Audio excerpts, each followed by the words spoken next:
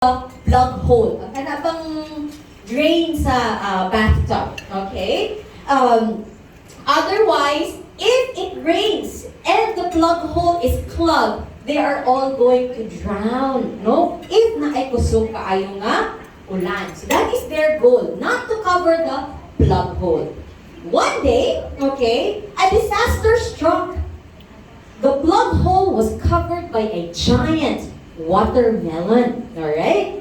It was so big that not even the beetles working together can move the watermelon from the plug hole.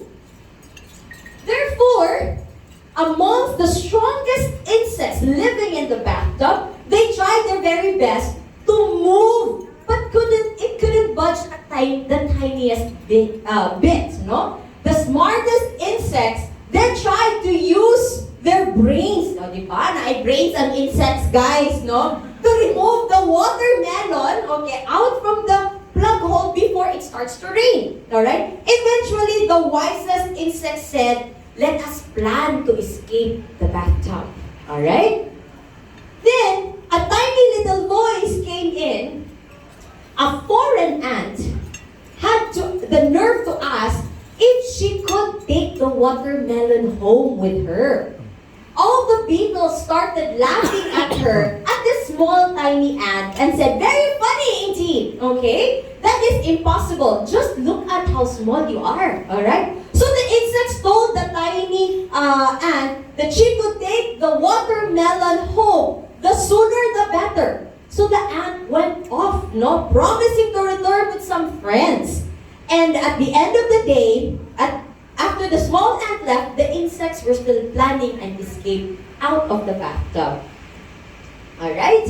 Then at the end of the day, she returned. The ant returned, no? This time with thousands upon thousands of other ants in perfect order. Alright? Each ant went up to the watermelon, bit off, okay, a piece of the watermelon and walked away with it. You're not going to get anywhere by doing that, said the grasshopper. Alright? The watermelon is exactly the same as it was before you bit your piece off. Parihara, walay nahitabo, no? But then, the ant replied, are you sure about that? The ant responded in a funny accent. And it never occurred, as if it never occurred to her. It never bothered what the grasshopper said. Then without giving another thought, she resumed the journey. Then what happened next, guys? What do you think happened next?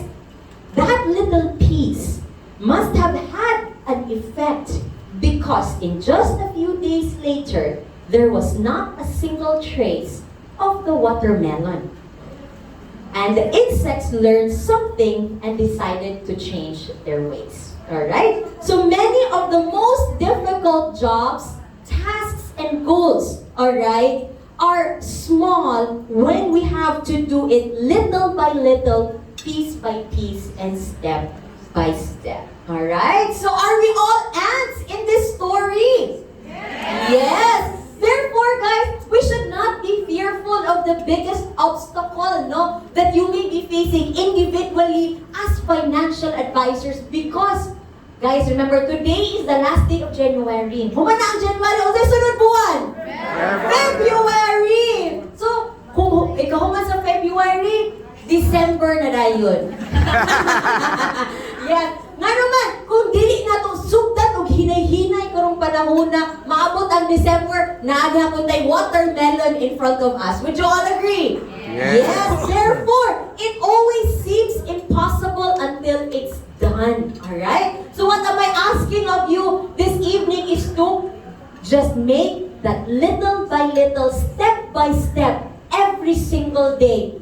How? By meeting clients every day. Dili man tanan mo palit. Would you agree? Yes. But just like what was shared earlier, mag-post naman siya sa Facebook. Sometimes it is little to no effort at all. Kaya nag-post mo kita sa Facebook, guys, no? Yes, so make use of that, no? Mag-post ng picture or something that could disturb, pwede ka, can I copy the picture and post it on my wall sometimes, no? Little to no effort at all.